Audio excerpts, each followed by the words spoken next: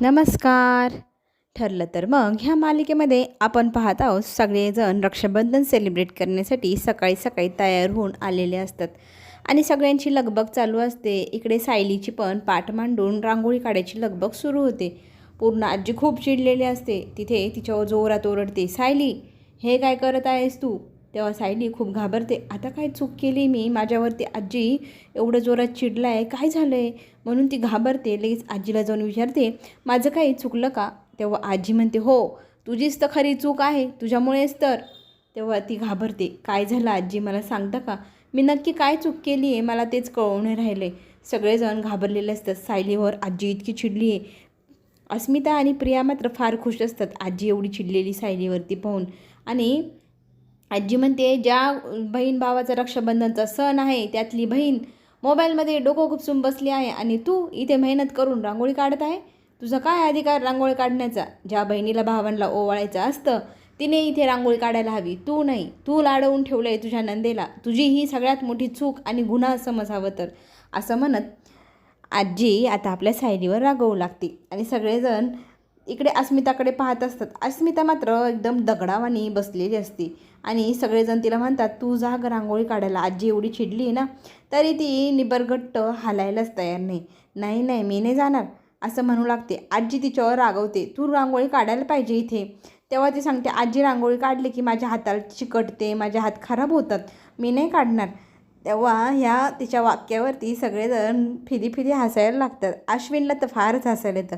अश्विन म्हणतो, तू रांगोळी काढलेल्या खरकट्या हाताने सुद्धा जर आम्हाला रक्षाबंधनची राखी बांधली ना तीसुद्धा आम्ही गोड मानू. पण तू इथे काम कर बाई, रांगोळी तुझ्या हाताने काढ, तरच आम्ही आज राखी बांधून घेऊ. नाही तर आम्ही आज तुझ्या जवळ राखी बांधून घेणार नाही आणि तुला गिफ्टही देणार नाही. बघ बाई तुला काय करायचं.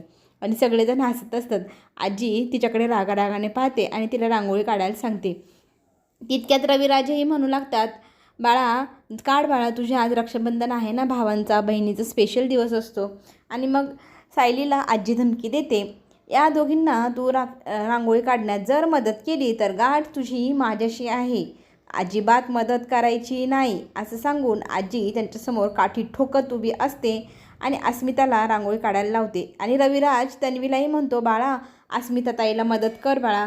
मग तीही जाते आणि तन्वी आणि अस्मिता दोघीसोबत रांगोळी काढू लागतात. आता त्या दोघींना पाहून सगळ्यांना फार हसायला येत असतं आणि मग दोघीजणी मिळून छान अशी रांगोळी काढू लागतात. इकडे प्रताप फार दुःखी असतो. त्याच्याजवळ सायली जाते आणि बसते. ती बाबांना विचारू लागते, बाबा तुम्ही कसला विचार करताय? नका ना एवढे इमोशनल होऊ, तुम्ही वाईट नका वाटून घेऊ. माझा मनाचा पूर्ण विश्वास आहे की तुमचा रक्षाबंधन ह्या वेळेला खास होणार आणि प्रतिमा त्या नक्की तुम्हाला राखी बांधणार. माझ्यावर विश्वास ठेवा. तेव्हा प्रताप म्हणतो, खोटी आशा नको, मला माहिती आहे हे सगळं खोटं आहे, असं काहीही घडणार नाही. पण सायली त्याला विश्वास देते की नक्की येतील आत्या, माझ्यावर विश्वास ठेवा असं म्हणत त्यांचा हात हातात घेते, त्यांना समजून सांगू लागते. आणि सगळेजण ते पाहून इमोशनल होतात. तेव्हा कल्पना ही म्हणते, झाली का गं पोरींना रांगोळी काढून? बघू बरं, चला बरं मुलांनो तुम्हीही बसा एक एक करत, खूप उशीर होऊन जातो मग राखी बांधायला. अश्विनला म्हणते, तू फोटो काढ आणि अर्जुनला सांगते, अर्जुन घे बरं राखी बांधून. लगेचच लगबगीने ताट घेऊन अस्मिता येते आणि ओवाळायला अर्जुनला सुरुवात करते. तेव्हा अर्जुनची तिची मस्करी चालू असते. सगळेजण त्यांची मस्करी पाहत पाहत हसत असतात आणि अस्मिता त्याला छानपैकी ओवाळते, त्याला गंध लावते, अक्षत चिटकवते, त्याची छान प्रकारे ओवाळणी करू लागते. तिच्या छान पद्धतीने दोघंजण एकमेकांची छेड काढत असतात आणि लहानपणीच्या त्यांच्या आठवणीही त्या जागृत होत असतात. इकडे प्रताप मात्र त्याच्या बहिणीच्या विरहात दुःखी झालेला. त्याला माहिती आहे आजही माझी बहीण काही मला राखी बांधायला येणार नाही म्हणून दुःखी असतो. रक्षाबंधन ते साजरा करत असतात आणि अश्विन त्या दोघांचे छान छान पोजमध्ये फोटो काढू लागतात आणि फोटो काढता काढता थट्टा मस्करीही करू लागतात तिची. आणि राखी बांधल्यानंतर मग ती छान प्रकारे त्याला ओवाळते. आता ओवाळणीमध्ये ती गिफ्ट मागू लागते, माझं गिफ्ट. तो म्हणतो, कुठलं कसलं? आणि ती म्हणते, नाही नाही मला गिफ्ट पाहिजे बाबा. तर तो म्हणतो, एक सांगू का, तुला पुढच्या वर्षी गिफ्ट देतो. अगं रात्री मला आठवलं पण उशीर होऊन गेला. मग ती म्हणते, सकाळ झाली होती ना, सकाळी जायचं ना माझ्यासाठी गिफ्ट आणायला.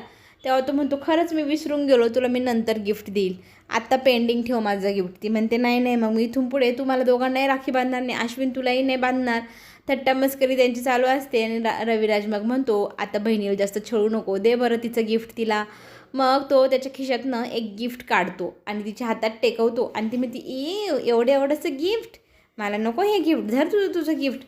मग अर्जुन तिच्याकडे रागाने पाहू लागतो आणि तन्वी मात्र म्हणते हे बघ, आणि तुला जर अर्जुनने गिफ्ट दिलं आहे म्हणजे ते खोलल्यानंतर थोडं स्पेशल काहीतरी असणारच ना, असं नको म्हणून एवढंसं खोलून तर बघ त्याच्यामध्ये काय आहे, नक्कीच स्पेशल गिफ्ट आणलं असेल त्याने.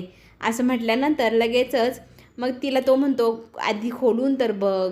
मग ती लगेच लगबगीने ओरबाडू लागते त्याचं गिफ्ट रॅप आणि ते खोलल्यानंतर तिला त्याच्यामध्ये डायमंडचे कानातले भेटतात. अरे बापरे, इतके सुंदर कानातले. अर्जुन तिला म्हणतो छोटंसं गिफ्ट आहे ना, तुला नाही आवडलं, आण दे माझ्याकडे, माझ्या बायकोला देतो मी, माझी बायको तरी घालेल, खुश होईल. मग ती म्हणते माझं गिफ्ट मी नाही देणार तुझ्या बायकोला, छान आहे, मला खूप आवडलं आहे, असं म्हणत ते गिफ्ट काउंटरते. सगळेजण हसू लागतात आणि छान प्रकारे पुन्हा गिफ्टसोबत अर्जुन आणि अस्मिता फोटो काढू लागते. आता दादाने गिफ्ट दिलं आहे म्हटलं मी द्यायची गरज नाही ना, मला फक्त ओवाळ, असं अश्विन चेष्टा करू लागतो. आणि ती म्हणते नाही नाही, तुझंही गिफ्ट मी घेणार आहे, तुला असं थोडी सोडणार आहे एका गिफ्टवरती, असं म्हणत ती त्यालाही मग ओवाळू लागते आणि त्यांची छान प्रकारे रक्षाबंधन साजरी होऊ लागते. इकडे प्रताप मात्र सारखं दाराकडे पाहत असतो. त्याला वाटत असतं की माझी बहीण मला ओवाळण्यासाठी येते की काय, म्हणून तो दाराकडे टक लावून एक टक पाहत असतो. इकडे ओवाळणे वगैरे अस्मिताची अश्विनची चालू असते आणि लगेचच तिथून सायली जाते आणि सायली प्रतिमाच्या रूममध्ये येते. प्रतिमा तिच्याकडे पाहते, ही डायरेक्ट कपाटाकडे जाते. कपाटातनं छान प्रकारे एक साडी शोधून काढते आणि ती साडी घेऊन ती प्रतिमाच्या समोर उभी राहते. आता प्रतिमाला ती म्हणते आज सण आहे तर तुम्ही साडी घालायला हवी. ती म्हणते नाही नाही, मला नाही घालायची साडी वगैरे, मी नाही घालणार. मग काय तुम्ही असं का करतात, आज बहीण भावाचा इतका सुंदर दिवस रक्षाबंधन, मग आज सणाच्या दिवशी साडी घालायला हवी ना तुम्ही. तेव्हा ती म्हणते नाही मी नाही घालणार. तिच्या नकाराला मग सायली समजून सांगते आज बहीण भावाचा पवित्र सणाचा दिवस, आजच्या दिवस कितीही मोठे वैरी बहीण भाऊ असले पण तुझं माझं जमेना, तुझ्या वाचून करमेना, असं म्हणत दोघे बहीण भाऊ कसे एकमेकांसोबत सण साजरा करतात. आज त्या सणाचा दिवस, माझी इच्छा आहे तुम्ही ही साडी घालावी आणि तुमच्याही भावाला तुम्ही ओवाळावं. मला माहिती आहे तुमच्या आठवणीत नाही तुमचा भाऊ, पण तुम्ही जरी विसरला आहात पण इथले लोक नाही विसरलेले. एक बहीण म्हणून तुम्हाला सगळेजण आशेने पाहत आहे, तुम्ही येण्याची वाट पाहत आहे सगळेजण, असं म्हणत ती प्रतिमाला साडी घालायला सांगते. प्रतिमा नकार देऊ लागते, मी घालणार नाही, मी येणार नाही. इकडे प्रतापही वाट पाहून थकलेला असतो. तोही म्हणतो हे सगळं कल्पना उचल माझ्या डोळ्यासमोरून, आता काही माझी बहीण येणारही नाही आणि तिची वाट पाहण्यात काहीच अर्थ नाही, तेव्हा हे सगळं माझ्या डोळ्यासमोर उचल पाहू बरं तू, असं तो चिडून बोलू लागतो. आणि ना तुम्ही ही आशा सोडून द्या. पूर्ण आजीला म्हणतो तू सारखं दाराकडे पाहू नको, कोणीही त्या दारातनं आतमध्ये येणार नाही, तुझ्या मुलाला कोणी राखी बांधणार नाही, त्यामुळे तू ही खोटी जी आशा लावली आहेस ना ती तू सोडून दे बरं, मीही सोडली आहेच. तेव्हा हे सगळं आवरा बरं, झाले रक्षाबंधन साजरी, संपला विषय, असं म्हणत प्रताप चिडतो आणि सगळं उचलायला सांगत निघून जायला त्याच्या रूमकडे वळतो.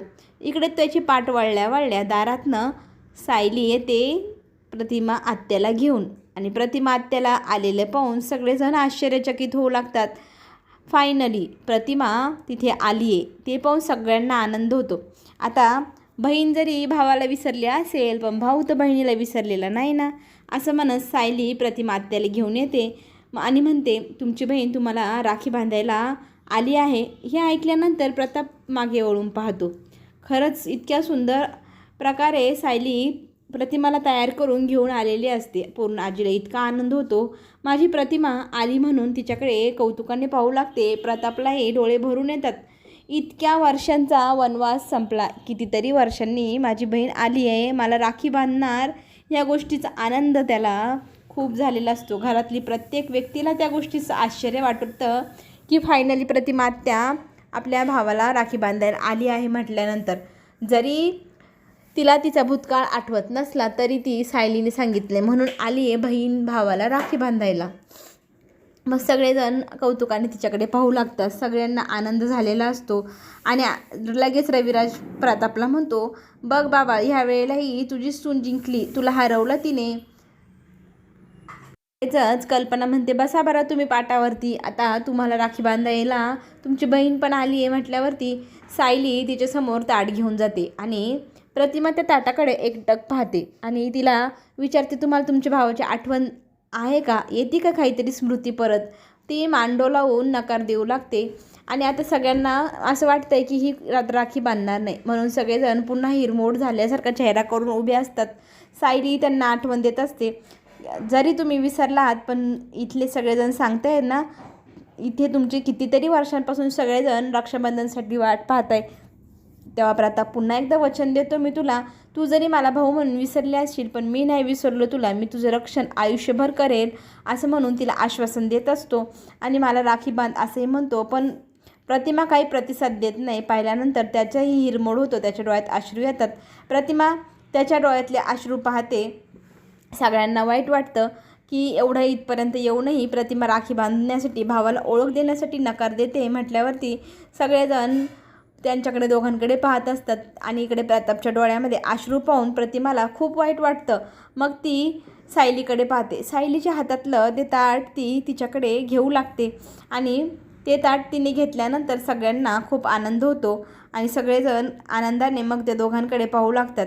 प्रतिमा तिच्या हाताने ते ताट घेते आणि तिच्या भावाला ओवाळण्यासाठी तयार होऊन त्यांच्याकडे जाऊ लागते.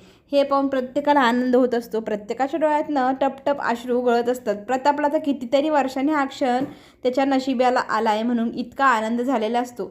इतक्या वर्षांनी त्याच्या बहिणीने त्याला ओवाळलं आणि ओवाळणी केली हे पाहून तर अजूनच जास्त आनंद त्याला होत असतो. त्याला वाईटही वाटत असतं.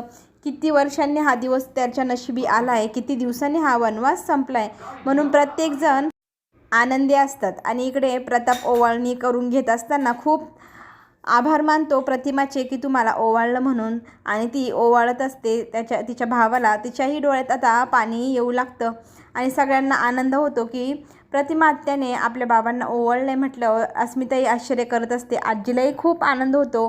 कितीतरी वर्षांनी हा दिवस उगवला म्हणून सगळेजण आनंद व्यक्त करत असतात.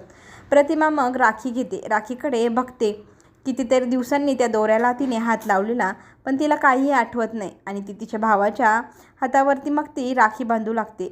तिच्या भावाच्या ह्या मनगटावरती कितीतरी वर्षांनी राखी बांधली आहे. तो खूप आनंदी होतो. त्याचं मनगट तो असं पाहू लागतो आणि प्रतिमा त्या मनगटावरती कितीतरी वर्षांनी राखी बांधते म्हणून सगळेजण इमोशनल होतात आणि तिच्याही डोळ्यातलं टपटप अश्रू त्या हातातल्या राखीवरती पडू लागतं. तिलाही वाईट वाटू लागतं आणि ती राखी बांधल्यानंतर ती तिथून निघून जाऊ लागते. तेव्हा सायली तिला थांबवते आणि पुढे आपल्याला असंही पाहायला मिळतं की प्रतापला खूप वाईट वाटत असतं की इतके वर्ष हा हात बिना राखीचा होता, इतक्या वर्षांनी ह्या हातावरती राखी बांधली आहे आणि पूर्ण आजी आता सायलीचं कौतुक करू लागते, तुझ्यामुळे आज ह्या घराला इतका सुंदर दिवस पाहायला मिळाला.